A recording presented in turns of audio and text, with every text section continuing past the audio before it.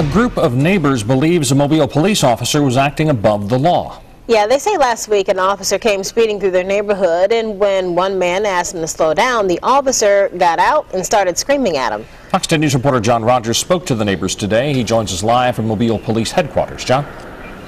Hello, Bob and Lenise. Yes, I spoke with a number of neighbors on and off camera, and they all basically said the same thing. This officer came out screaming, yelling, and cursing. It was out of control.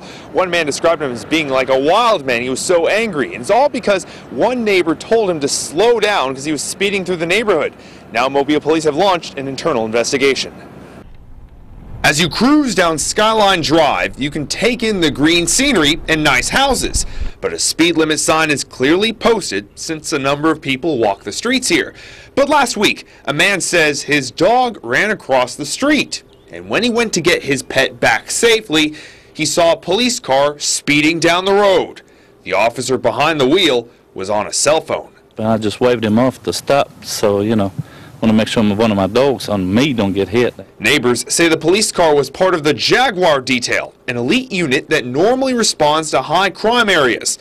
The neighbor, who doesn't want to be identified, says after the police officer stepped out of the car, things got ugly. Come out of the car, start cussing, and do you know who you're talking to? Can't believe you're going to stop me. Neighbors say the officer was screaming and cursing, and more than 100 feet away, a woman heard him clear as a bell. Do you know who I am? Do you know who you're talking to? The man thought the police officer wanted to fight him. What you're going to do? You're going to file a complaint or whatever. He says as more neighbors came out, the officer sped away. Jen Benitez tried to call the police, but she says she was given the runaround. The witness says in the midst of the yelling, the officer said he was protecting the neighborhood.